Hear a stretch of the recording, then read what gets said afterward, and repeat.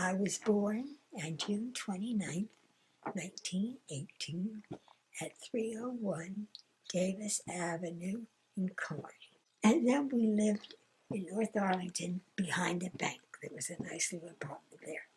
That's when I tried to duck my mother when she was going to slap me, and I banged into the open coal stove oven door and split my head open. And then my mother had to take me across the street. They put a butterfly switch on it. That's all I remember of that house. Then we moved to Morgan Place, North Arlington. Our backyard was in Holy Cross Cemetery, face Holy Cross Cemetery. That I remember, the wailing and the weeping and the crying. There were a lot of Italians buried there. And I was scared to death of the postman. And when he would, I have no idea why, when he would come down the street, if I was out playing, I would start screaming at the top of my lungs and run into the house. And all the neighbors would say, "Oh, the mailman's coming." About 4, maybe 3, because I was 4 when we moved to Mountain View. And that was a real nice house there in North Arlington. You know, one of the 3 bedrooms upstairs, living room, dining room, kitchen downstairs, big house. Then my mother liked to move a lot, as you'll see. Then she decided to move to Mountain View, and right down Fairfield Road. And then mother got in Mrs. Loman's house. Yeah, that was quite an experience. I remember a lot about that.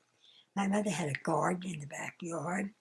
Mrs. Loman taught her how to garden. We had no bathroom. You had to go in the one-seater, I think it was a one-seater in the backyard. I hated it because there were bees all over the place and a lot of caterpillars. But when we took a bath, it was in a big round tub. My mother would fill it, and then we'd get the bath. Real old farmhouse.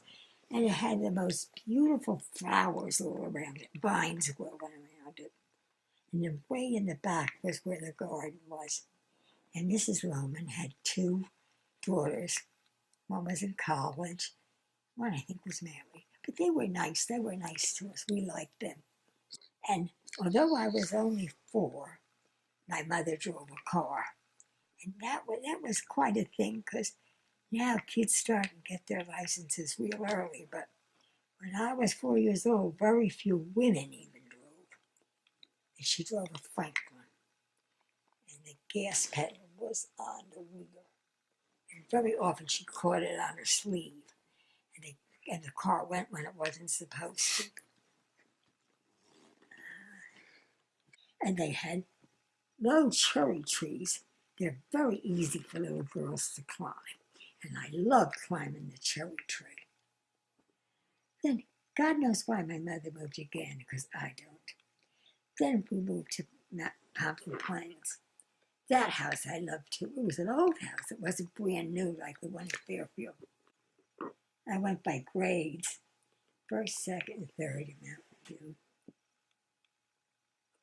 4th, 5th. See, 4th and part of 5th, we didn't even last a full year. And in Fairfield, I had quite the distinction of being the only person in the entire school that got 100% in an exam. So they made a little hero out of me. That was kind of nice for someone so bashful as I was. And then in Pompton Plains, that was a big house. The one in Fairfield was big, and then had 3 bedrooms and bath upstairs, and a big living room, dining room, kitchen, all that. But the one in Pompton Plains was a much older house, and it had 2 bedrooms downstairs and bath, living room, dining room, kitchen. Then upstairs was a huge bedroom. That was my mother's.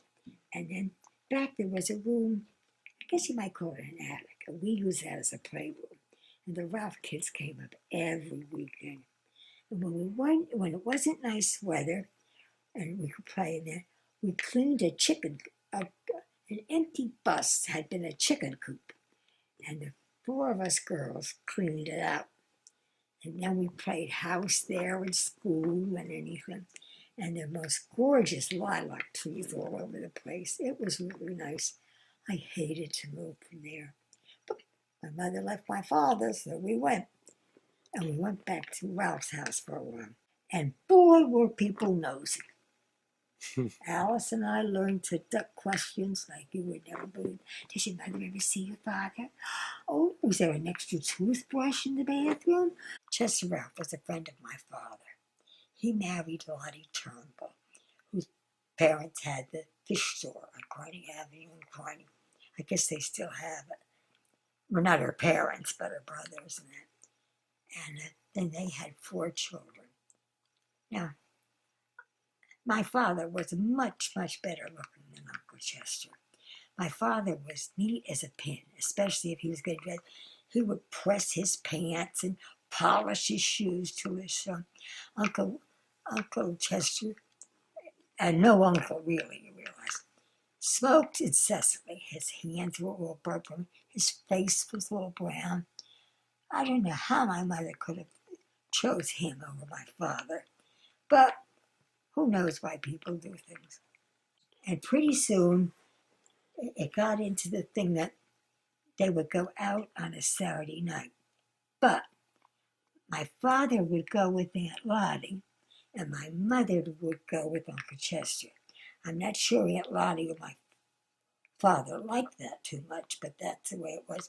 Then one weekend, they would go out to the movies and that. And then the other set, Uncle Chester and my mother went out. Then Aunt Lottie and my father were minding us 6 kids, because they had 4 girls. And as my grandmother said to me when I was getting married to Carlos, "Are you satisfied with your boyfriend now?" I said, "Yes." You make sure when you get married that you don't have any other person coming all the time.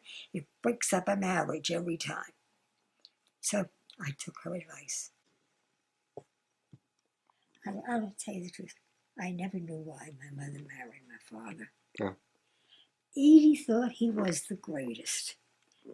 Even when we went over there, we went to Salvation Army on a Sunday morning, and I said, "Oh, I'm just like my father. I can't sing. I do not have a good singing voice." She said, "Oh, why would you say that, Marjorie? Your father has a beautiful voice." His wife, Edie.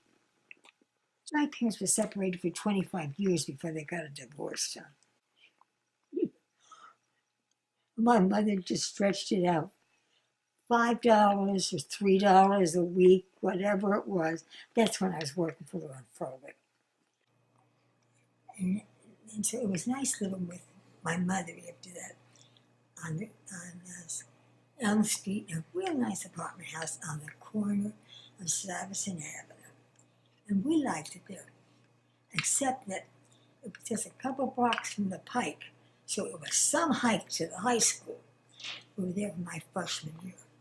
Then we moved to 412 Kearney Avenue.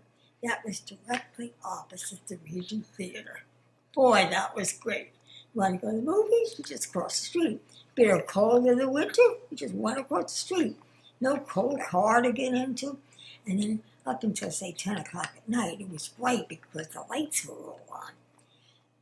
And in our living room and our bedroom, we really didn't have to put lights on if we didn't want to, because you could see the whole room was lit up. And Alice's girlfriend we were on the 2nd floor. Alice's girlfriend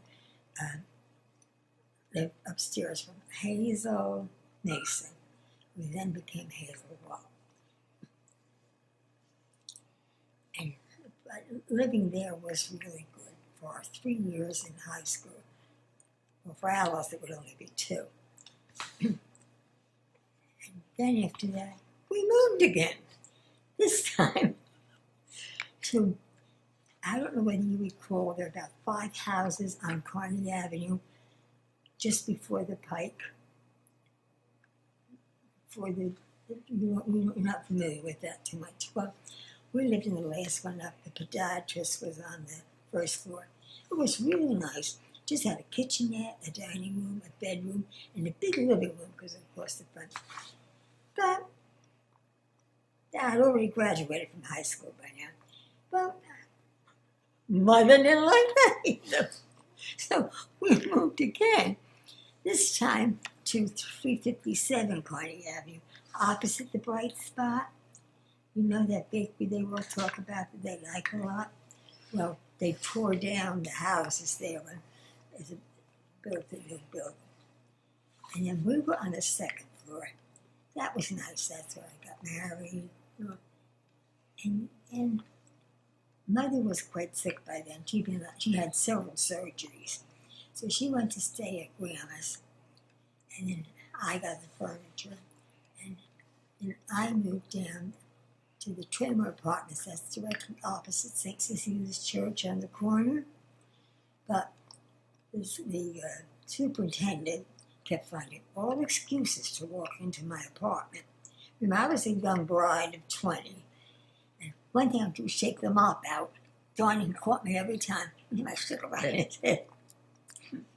And he said, I cannot do that. I hate walking down with the mop shake up again. Yeah. So then I just didn't like it anymore.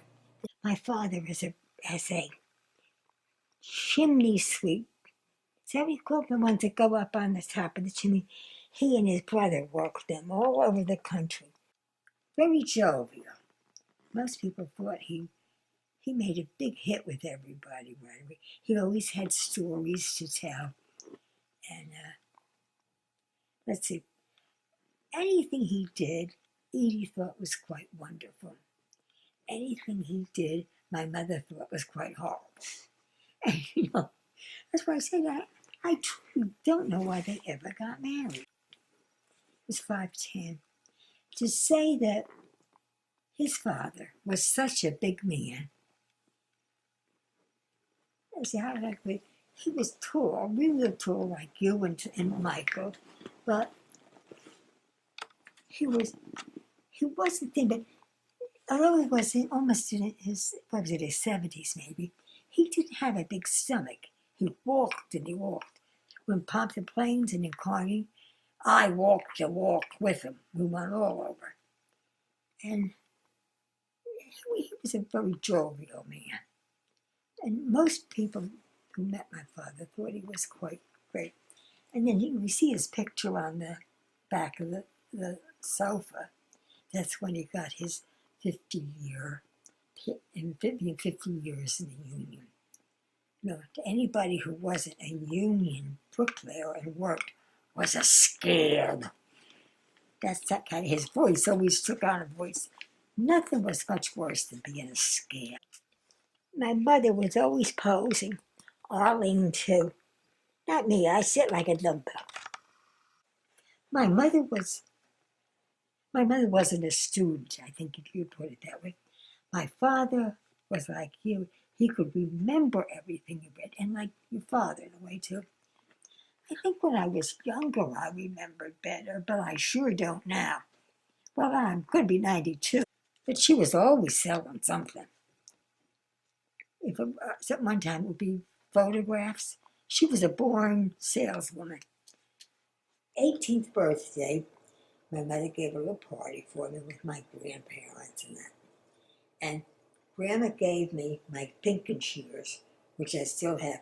And they're the ones that go like this. Mm-hmm. You know what pink and shears are? Yeah. And he didn't buy me a gift. Well, she was so mad at him for not buying his granddaughter a gift. He never bought a gift for anyone in his life. My grandma did all that. Just like Papa never knew what he was given until the people opened the gifts. I would tell him, but he didn't always remember.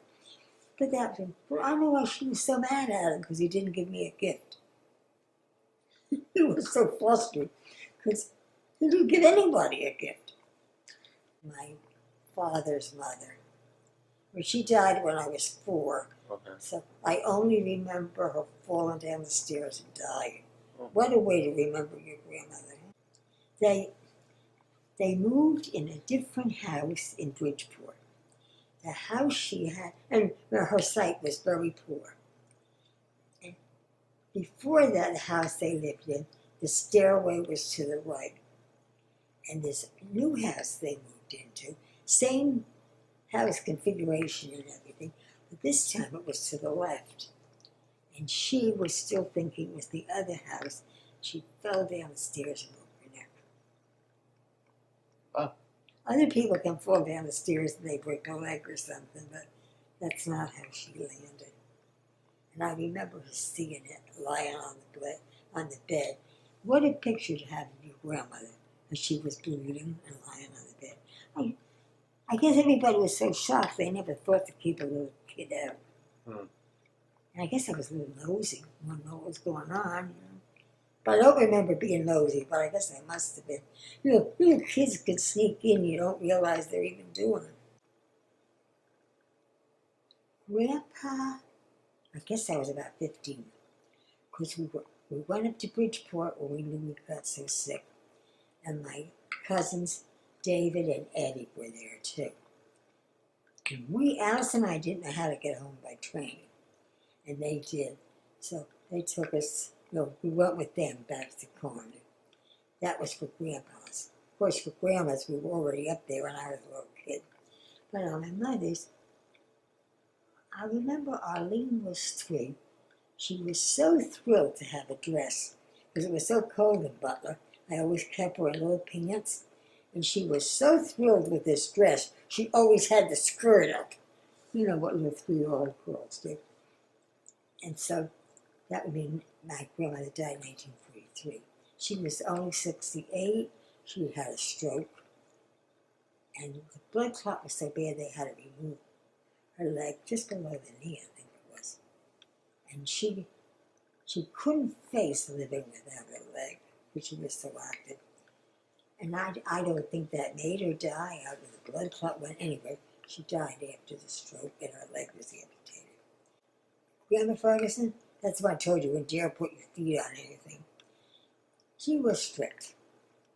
And Uncle Charlie was married to Aunt Ida. Everybody thought they were very happy.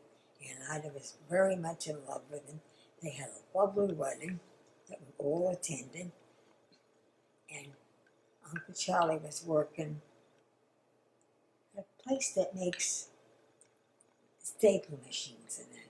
Anyway, he stapled his fingers off. So, his hand like that. I think it was his left hand. And when Aunt Ida went to see him in the hospital, there was this pregnant lady sitting by the bed. She couldn't have children, but apparently this woman could. And she was a very strict Catholic, too.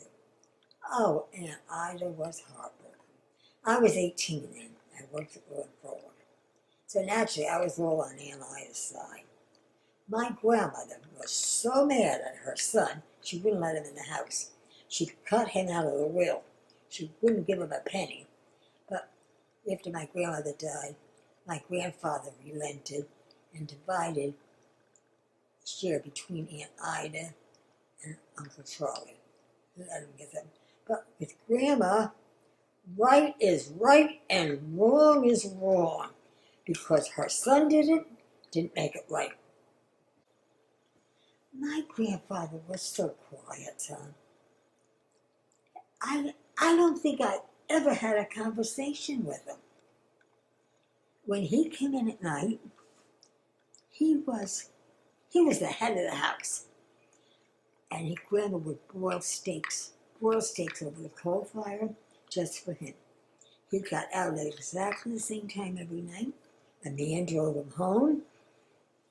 Grandma's house was, so the bottom into the cellar, you could walk right in, and then you had to walk up the back stairs outside. He always came in the back way. He went to the bathroom downstairs. He changed his clothes. He didn't dare go upstairs with dirty clothes. And he made homemade beer. I think he usually had a glass of beer. Then he came up. Grandma knew to the second when he went up the stairs. He had his supper on the table. If there was a choice piece of meat, Grandpa got it. Now, my mother was different with us. If there was a choice piece of meat, Alice and I got it, and she and my father would get what perhaps was good, but not as good as we had. But no, Grandpa was keen. At night, he listened to Amos and Andy. He couldn't talk when that was on either. And Lowell Thomas at 7 o'clock. Now, I think one must come on at 6:30 and one 7. Because it seemed to me about 7:30 he walked upstairs to bed. And my sister Alice was born on December the 16th, 1916. She was 77 years old when she died. Because we were so near in age, and only the two of us, I guess we were closer than many sisters. As a teenager, she was very cute. And the things that she would come out with, everybody would laugh at. Oh, that's Alice, we know, she says like that. And even when she said things that would hurt someone else's feelings of that, it never bothered Alice. She went to nursing school but didn't finish, which she could easily have done. Ruth wasn't born until Christmas Day, and she left in the spring. So, she was just barely pregnant. But she wasn't allowed to be pregnant, or allowed to be married either.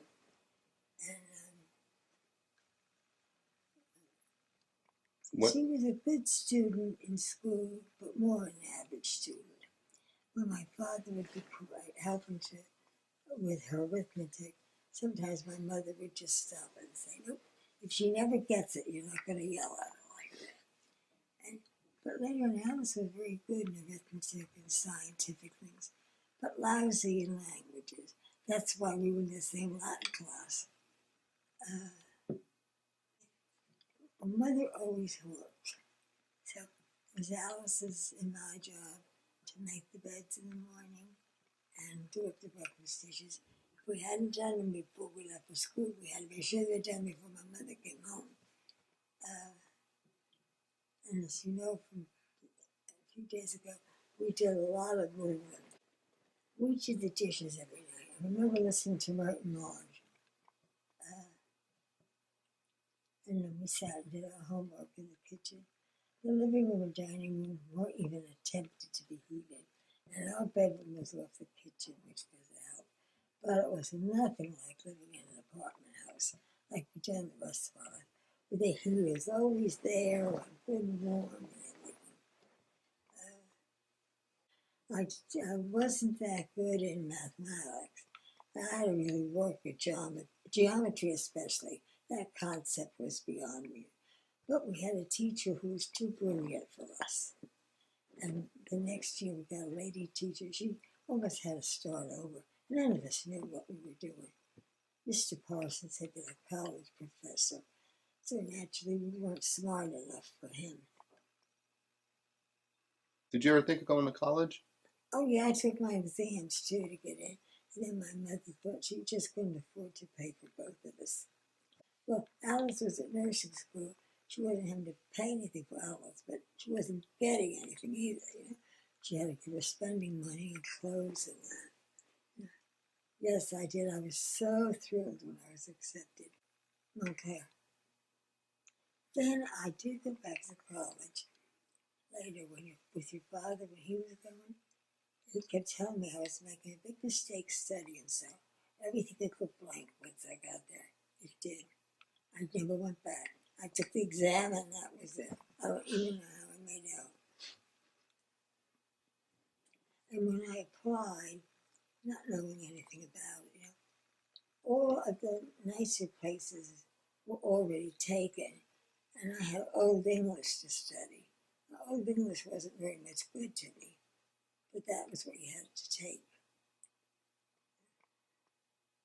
It didn't work out too well. Alice's boyfriend at that time had gone to school with Carlos. So they'd known each other since they were little children. And that's how, and then Carlos wanted to meet me because he saw me at Grandma Seeley's. But on our first date, it never took off, and we didn't have a phone, so he couldn't call me and say he wasn't coming. I think it was chickenpox he had. It was some childhood disease, and he was embarrassed to admit that at 18 or 19 he was still getting kids' diseases. then he made a point to get friendly with Bill again, so he'd have a chance to come down. And then one time when we went to Grandma Celia's quite a bit, and while we were up there, Carlos came over. You know how a fellow will do. That's how I met him. And then after that, that's when he had the date he didn't keep because he had a childhood disease. But he then made up for it. Then we started going out together, and he taught me to drive. And then, of course, right away, I met his mother and father and sister Esther. And then we were married 2 years before he was born. We were married October 27th, 1938, and Arlene was born September the 7th, 1940. While I was in the hospital having Arlene, I was reading about the bombing of the maternity wards in London. Remember, World War II was already started. And I was sure glad I lived in the United States. Methodist church in the parsonage. I never did get married in a church. Both of them were in the Methodist parsonages. And then after that, Aunt Lou, who lived in Belleville at that time, had a reception for us, and it was just the family. And incidentally, she lived up the hill. What was her name? Where Marie lived in North Arlington. You know where she lived? Well, right across the street is way up the hill, and that's where Aunt Lou had lived. It's odd that they came together later. And she had a nice little reception for us. Then we went up to Rhode Island on our honeymoon, and that was friends of Mother Yon's. And that was really nice. It was right along the Sound. Oh, and that was in that terrible hurricane of 1938. Donna, I think, was the name of it. When they washed the houses right across the street, and they were from that part of Connecticut. There were homes on islands, really in the Sound. All of those people died. The homes were washed away, and they were all dead. I guess they didn't have the warning systems then that they have now either. Right now, well, for one thing, there wouldn't be houses there. And if there were any, they would have been told to evacuate, right? And that was really something, seeing big homes right across the street into the town.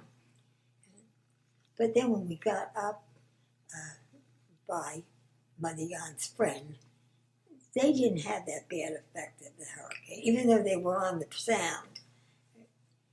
And then when we came home, we lived in that apartment opposite St. Cecilia's Church. St. Cecilia's, yeah. And then we moved to Mountain View. A little cabin. It was kind of cute. Had 2 bedrooms, kitchen, and had a furnace that neither of us could keep in, which wasn't very good in the winter. Finally, when Mother Yon's adopted sister owned a house next door, I hate cats, as you know, she would even loan me her cats to try to get rid of the mice. They were so bad in the house.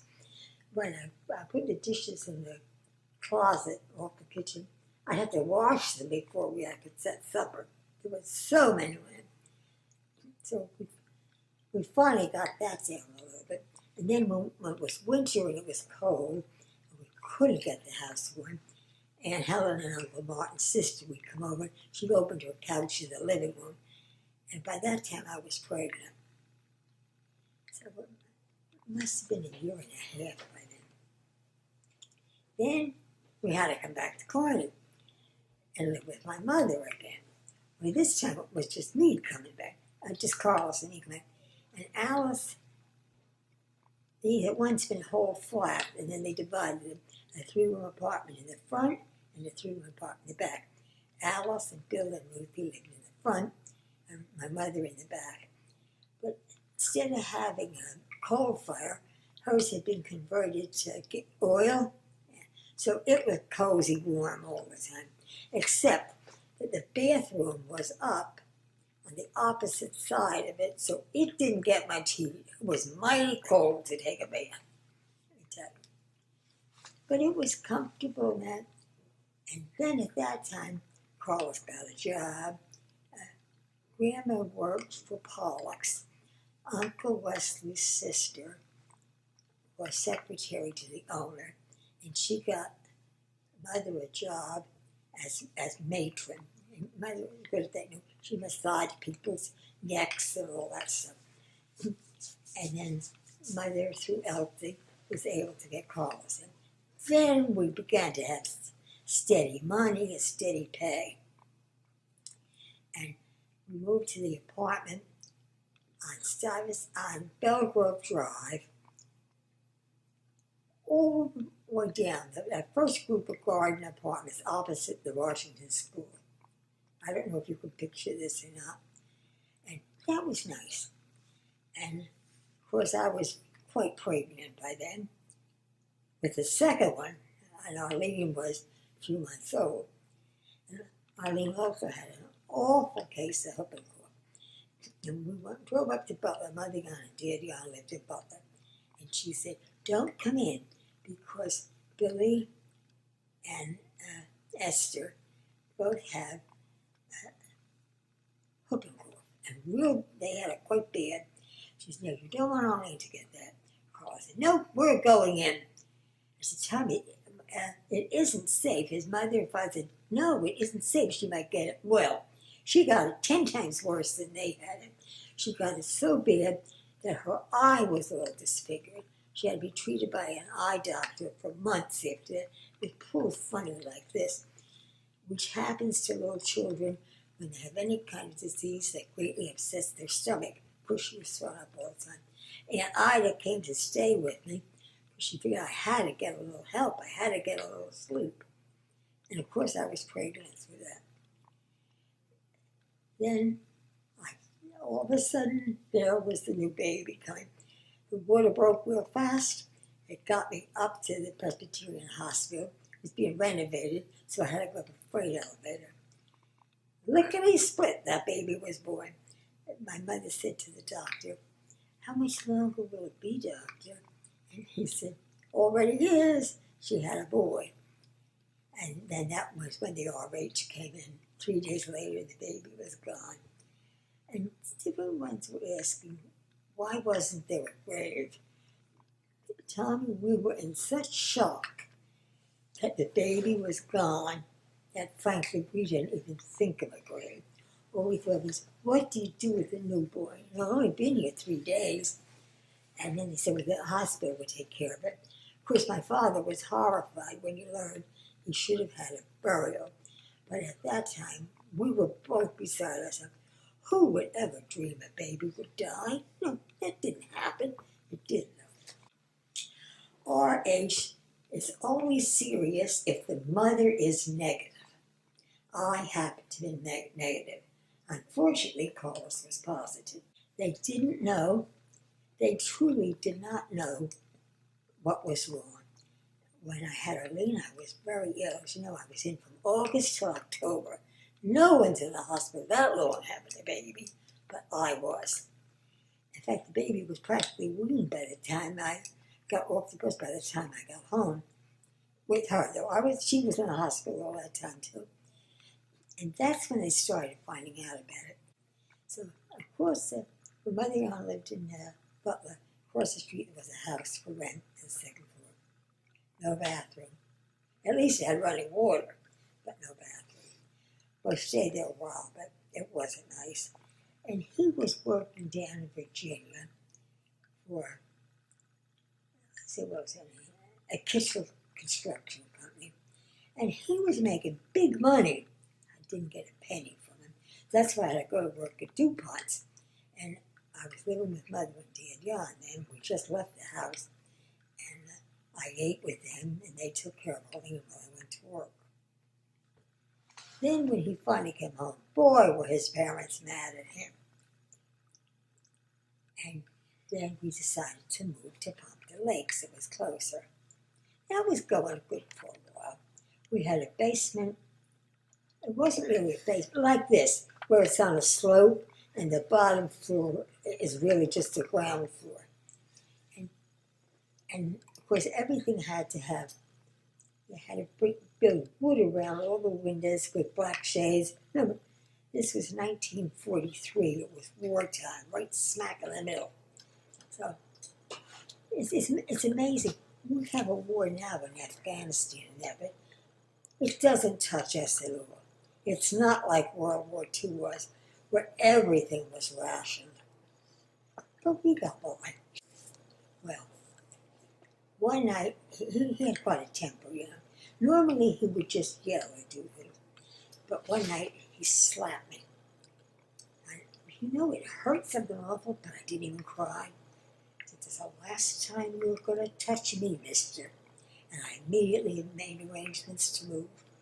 I called the lawyers that I worked for to see how I could do it safely. He said, whatever you do, don't fight over any furniture. Whatever he wants to keep, you let him have. It isn't worth getting hurt over. Well, when I said take whatever you want, naturally didn't want anything then. But when after he realized that I was gone, my landlady called him. She knew we worked for public service. So she called and told me I was moving out. So naturally, the moving van there and everything, he arrived. But I had help from my boss's son. He was a teenager. And he knew I was very unhappy in the marriage. So his son came over, and I had a huge closet there, and I had just cleaned it all out. It's real easy to move when you just clean something out. You just lift in boxes. So he come over, and then he said, Marjorie would never do such a thing. She's much too sweet. Her mother must have put her up to that. My mother didn't know I was coming till I telephoned her. Poor mother-in-laws, they get blamed for everything, don't they? At DuPont, that was a most interesting job. I was in the safety department. My first boss was Charles Utley, a nice young fellow from Alabama, who had been assigned to Minnesota. Remember, DuPont's all over the place. Then he came to New Jersey. Well, he couldn't stand the cold of New Jersey. He just shook. He was so cold. He had tuberculosis. So, DuPont would send you away, pay for everything, your salary and all, until you're better. DuPont was a great place to work if you were ill. And then I got this other man, Dennis, F.C. Dennis, Forrest Cassius Dennis. And he was a safety man too. And that was very interesting. And believe it or not, Tommy, during World War II, at the height of it, I typed the munitions record. You can tell how much faith they had in me. And another girl from New York, that's not the right name though. She ran up, and when we were running off, we had 2 guards by us. And anything, with mimeograph, it would smear, it would blur, you'd have to do it over, messy way. And the guards would have to take it right up to the burning ground and burn it. It was so super secretive, no one could see it. Of course, I couldn't remember the figures, so it didn't mean anything. Well, I typed them, I couldn't memorize anything. And that was quite a responsibility to have. And I thought it was wonderful that they trusted me that much, because they didn't know me, Tom. I only worked there a year. But it was a nice place to work. Electric blasting caps was one. That's when they got their fingertips blown. They worked behind safety glass. But sometimes they didn't get their fingers back in time. That was just one department, though. Fulminated mercury was another one. That, it doesn't sound very modern, but they carried it in modern boxes, about this wide, but that one had a handle on it, wooden. And if you dared to run anywhere on DuPont property, you were fired immediately. Because if you banged into him, you both would blow up. It wasn't just a case of a picky rule somebody made. It was important. And I liked the plastic caps. There were other things too that they made. But, and it was purely an explosives department. And at noon we would go out, we would eat in the cafeteria, which the men gave the name Slumgullion. And when we weren't eating in Slumgullion or bringing our lunch, then we'd go out to town to a restaurant. Now, well, you've been up there, right? It's a good long walk from the building where the office is, and I was back further in the plant. I was only in the main office a short time. And then when you went in, if your pockets were in, you had to turn your pockets inside out. When you had a purse, you had to dump the contents on the table so they could see you didn't have anything you shouldn't have. And you were searched. Even just going out for lunch, you were searched. So one time, we were all had purple mouths. We all caught trench mouth from the cafeteria, from the lunchroom in town. As soon as you went in, the dentist had it. I think it's called gentian, something like that. It's a violet. Your face gets painted with. We all had it because we all caught it. Am I on? Yeah. Oh my God, what do I think? I'm on television? When I went to work there, it was, I think, April 1st, 1944. I know it was 1944. I was only a year upon the legs. And Mr. King, whom I worked for, I can't think of the guy's name. Anyway, he was assistant to Mr. King. And they kept saying, wait till Tommy Trump comes back. We'll be covered good when Tom comes. He's getting out of the Navy very soon. Oh, Tommy is out of the Navy and he'll be here. So I heard so much about him.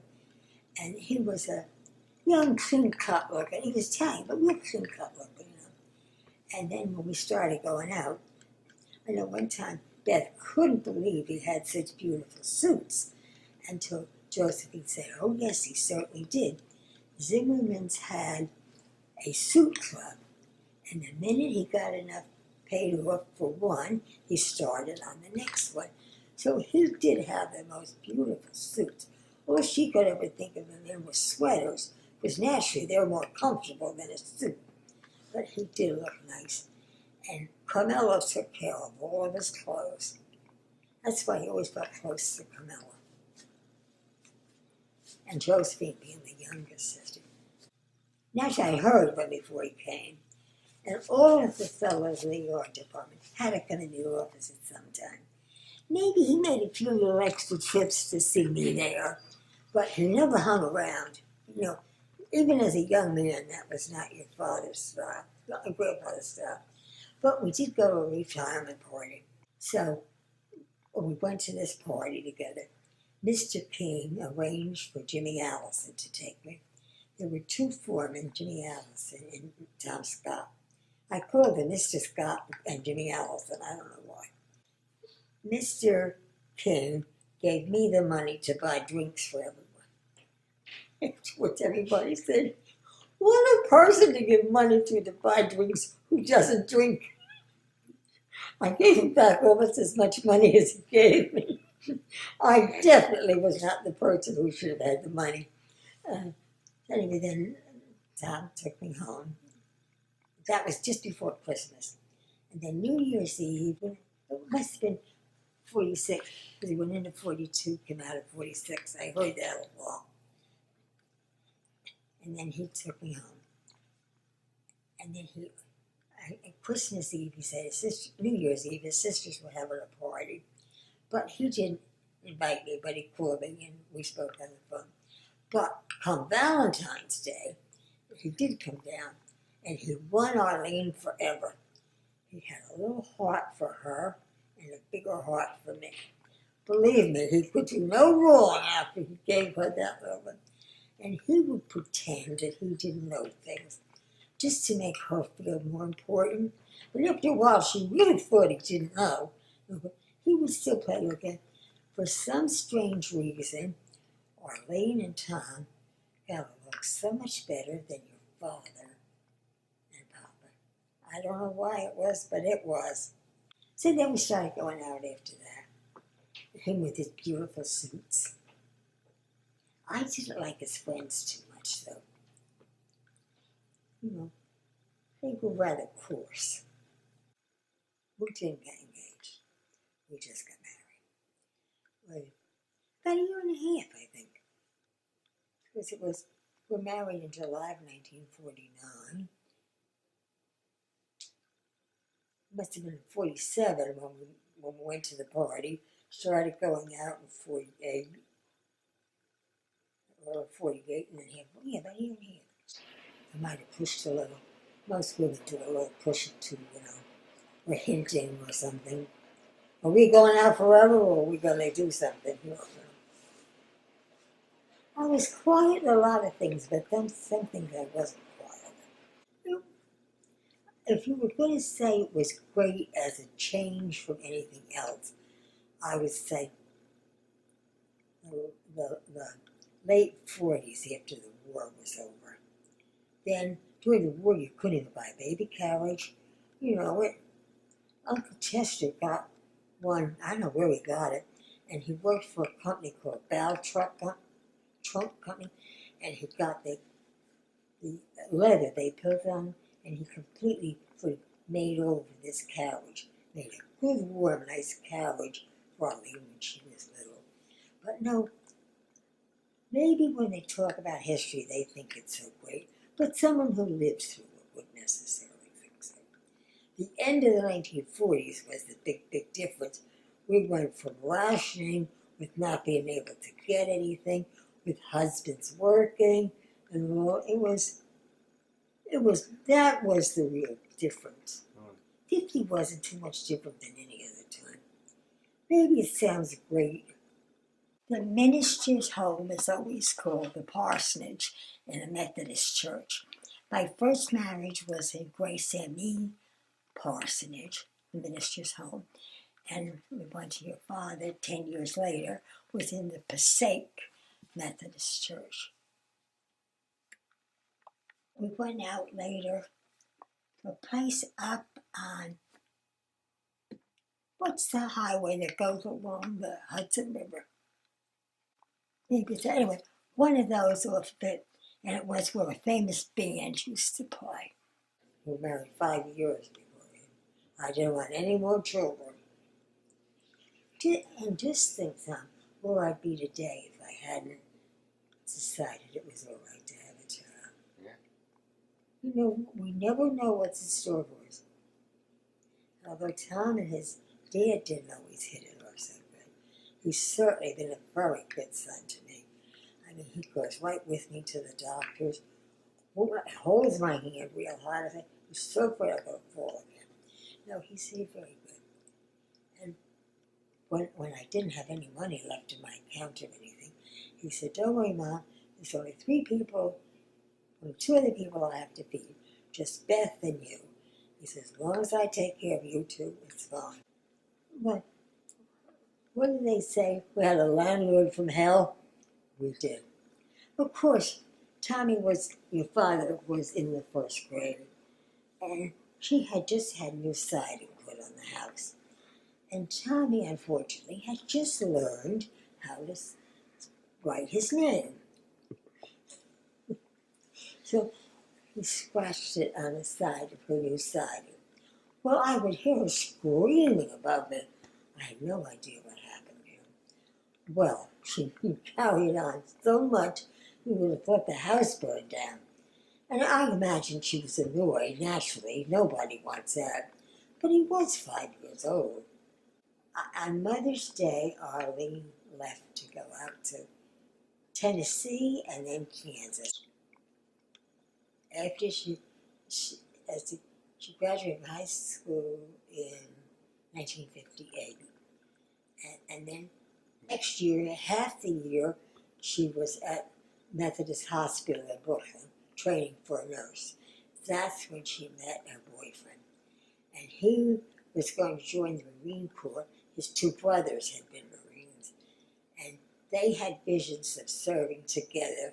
He is an officer working, and her is an air tower patrolman. That she had the marks to get the job, he didn't. So he became a regular Marine, who she went on to study. Ducking, I don't know, right name. His right name was Arthur Beasley. The thing she found hard was, we were from a very small family. There were just the three of us, and then when your father was a baby. So we ate leisurely. You know, there was plenty there for 4 people. Well, when she went to the Marine Corps, she learned if you didn't grab fast and eat fast, you didn't get enough to eat. That's the one thing she learned in a hurry. She was but she did say when her tour was over, she was planning to go back into nursing again. Well, we were a little annoyed with the they didn't call him a guidance counselor. I don't know what she was called over the group. She said, no, they know what they want. If they don't want to stay. She didn't even bother discussing it with me, that Arlene was quitting. Sometimes a person in college that wants to do something, the advisors discuss it with the students' parents, and she took your father over with her. Arlene took your father everywhere with her. She was at a school play. She took him while they practiced. And when she went outside, and the person who recruited her came to see me, and she said, when she walked in with this little boy, she said, oh, good heavens, have I made a big mistake? You have to be single to join the Marines. And here this little will look like her son coming in.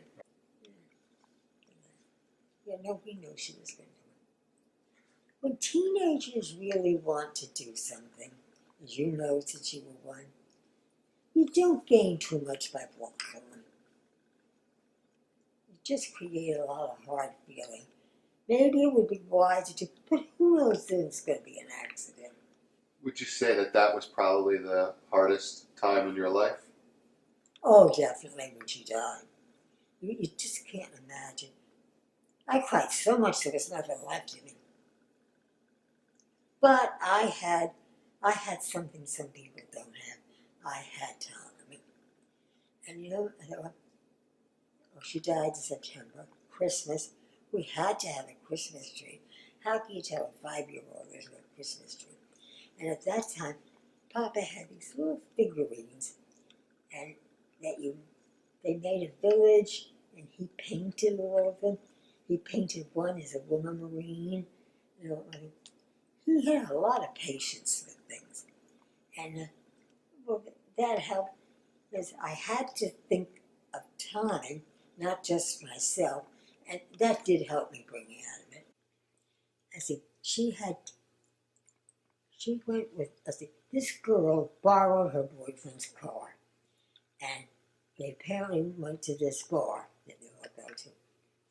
It appears the girl had had too much to drink, so Arlene then said she'd take her back to base. She was sound asleep in the back seat of the car. They think that something blew in the car and perhaps distracted Arlene. And anyway, she hit a bridge abutment. Now, I always thought of it as a bridge that went over the road, and she hit one of those big stone walls. No, I saw a picture later. It wasn't. It was just one of these so high bridges that she smashed into. But the road was under construction, and as she got off of it, she couldn't get back on again, and there was a concrete right in front of her. And they did admit when I worked for Clamarine, Mr. Holtz had his lawyers personally look into it, and they got a lawyer out in Olathe, Kansas. It's spelled Olathe, but it's pronounced Olathe. And by New Jersey standards, it was not well lighted. That would let you know road was under construction. But by Kansas standards, it passed their laws. So therefore, there could be no negligence. And they just figured that something must have blown in her face. Not too long before that, Grandpa had been going over the bridge. Remember, we live on Pine Street. That was 1 block from Midland Avenue, 1 block from DuPont's. And so as he went over, something blew in his eye. He left his car windows open, and so he lost control and he banged into the bridge. Then he went right up to DuPont's to call the police. In the meantime, some neighbor had called that he was running away. And he said, no, he's right here, he's calling him. So after that happened to him, we just thought maybe something like that happened to Arlie, but nobody knows. It was the construction, and under normal circumstances, she could have swerved a little, nothing would have happened. But since it was depression, I think they said it was 8 or 10 inches. Once she got off the road and down that, she couldn't get back on again. This was, as you know, September, and we had been there in July. The only thing your father remembers about that is when we got on the base, Arlene came running to us and grabbed him up, just like Jennifer would do with Dylan. See, Arlene died September. That following September. That's 19. Actually, we moved in, I guess, September 3rd or October 1st, and then Grandma moved in October 31st. 1960? 60. And then we were there till 1994. When people would cry and fuss over Kennedy, I'd say, oh, you dumb fools. If you had lost a child, you wouldn't care about some guy you never in your life saw. How can that affect people? After all, your own child is gone. Right. No, I mean, it didn't affect me at all. But what did affect me, believe it or not, when I had a radio that would work right. And I woke up that morning that Bobby Kennedy was shot, and they were screaming into the phone. I couldn't imagine what had happened. That had perhaps startled me most. The way it was announced, not so much of the facts. If you were going to say an era was great, I would say it would be the 60s rather than that. Because by that time, we had our home. We were both, Tom always was working. He never missed 1 week's pay in all that time, except when he had a heart attack. So it was rather nice. Papa used to speak about people who played in bands. He would always call it strictly marijuana. He didn't say that. But it was something that other people did. It in no way affected. Because the most thing anybody did at Arlene's age, and even when I was a kid, was smoke. You know she smokes? Like, oh, it was really bad. But, and of course, one good thing when the children were small were those drive-in movies. Because you could get your child ready for bed, and then they could watch so they fell asleep. You didn't need a babysitter. Most parents had them already in their pajamas. They'd fall asleep on the back seat. We got home, you just carried them in, put them to bed. You didn't have to pay a babysitter. Yeah, that was a lot good. Now again, I only met her twice. She had already had the stroke, and Tom said after she had the stroke, well, she cursed, and she did things she never did before that. But anyway, I went to see her one Sunday afternoon, and it was and then a couple of weeks later on a Saturday, Tom went to eat at Stacy's in, what was Stacy's in? Right, we go over, right by the river. You know where Stacy's is? And then we went to the movies. Well, then she had to go to the bathroom. I don't know which arm, but one arm she couldn't use very much. So when she went to the bathroom, she couldn't pull her pants up. So forget about whether you know the woman or not. Someone needs help. So I went in and I helped her pull up her pants and get out and held on to her. And actually Tom couldn't, even his mother, he couldn't go in the ladies' room. So later on she told me, Aunt Angie, she's such a nice girl. She even pulled my pants up. I couldn't even walking with the pants hanging, right? But that was the only 2 times I saw her. As I said, she wasn't even herself then. What about his father? A quiet man. But he always, when I would have the carriage, he always made Johnny or Vincent bring it up the stairs for me, or take it downstairs. Now you help Margie, and he was a fine man, very good. He liked to cook in the backyard. It used to have a grapevine and a big table underneath it, and even in rain, the grapevine was so thick. Unless it was a terrific storm, you could still stay there. He loved to cook back there. He cooked Italian things that only Papa would eat. The rest of the family wouldn't eat all that Italian stuff. Of all the years, I never had arguments with him, except Josephine. Everybody has to argue with Josephine. But, and incidentally, she was the maid of honor, and she's Tom's godmother. And also, I was friendly, but my grandmother's kind of friendly. Hello, how are you? Visit, but not going out with them all the time and doing everything. Tom and I stayed by ourselves. Remember my grandmother's warning? When you get married, you just stay with your husband. You don't need other people. I was greatly impressed by things my grandmother would tell me. I went from DuPont to Leslie's, which is where the shop had been. Okay.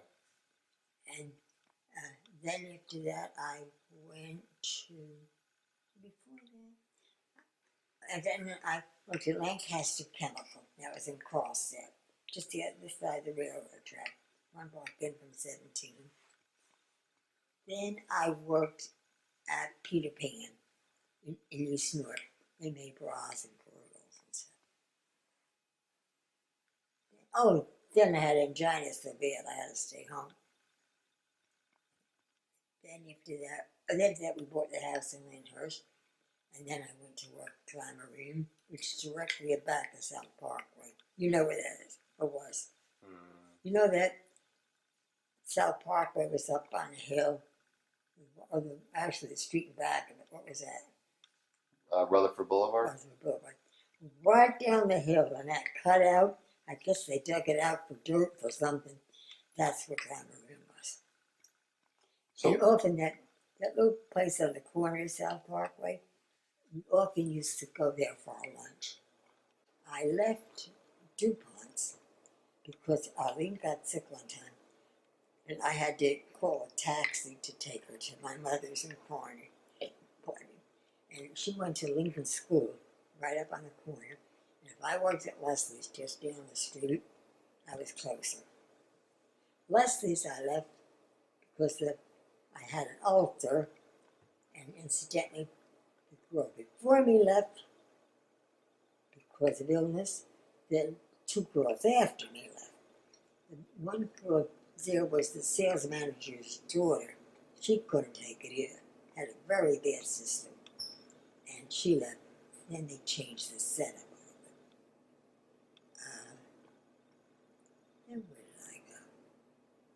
Oh, Hardman.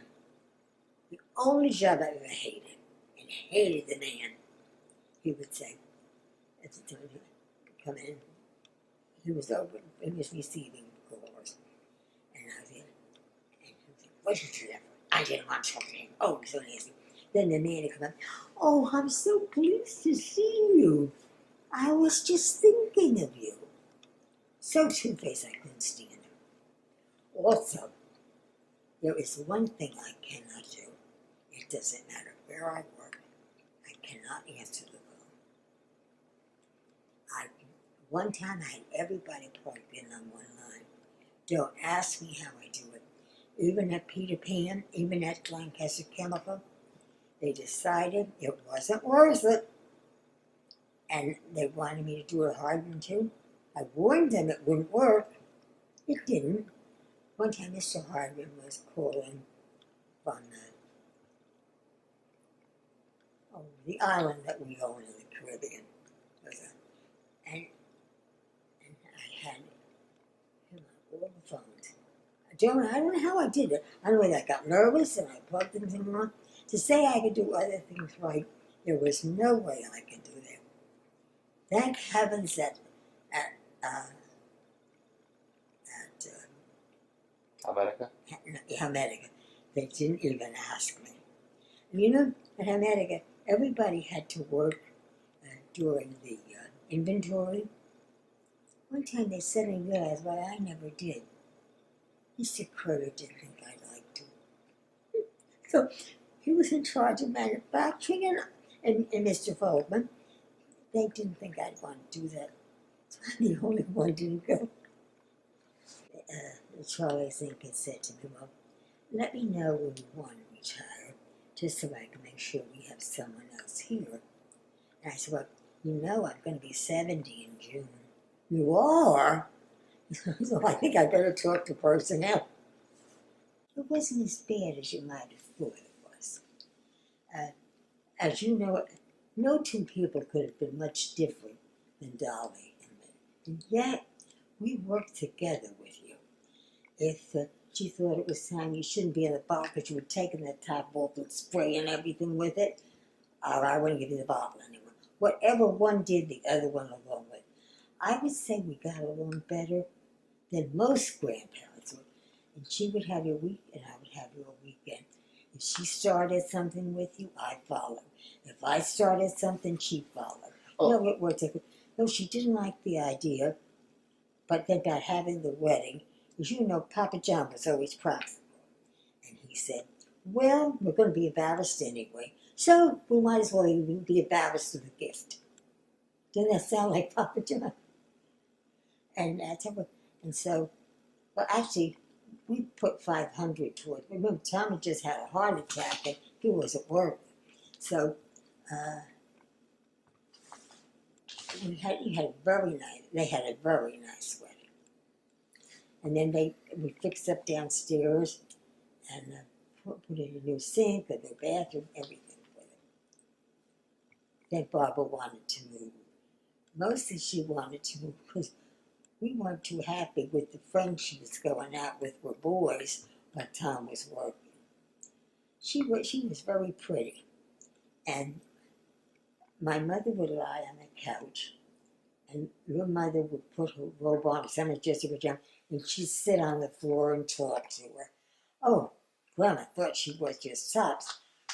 Older people like a little attention, and with my working and having, we didn't, well, you weren't born, but we didn't give her quite as much attention as she liked, but your mother did.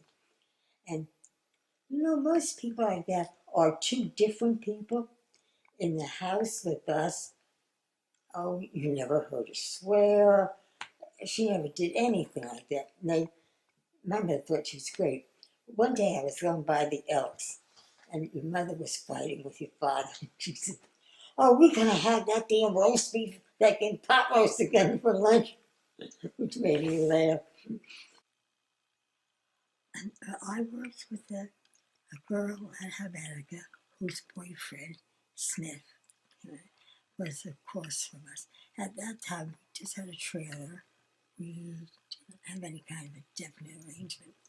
And then I found out that you didn't have to just take it home. You could leave it there. And then that's how we got into it.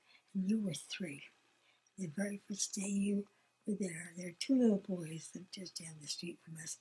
And you came back, and they'd pushed you, you'd fallen in the mud. But luckily the washing machines were working, so I could wash everything right away. Oh, a nice place to get away for the weekend. It was quiet. Of course, when we first went in, the pool wasn't in yet. And so we had that to look forward to. Yeah. So we just took to it right away.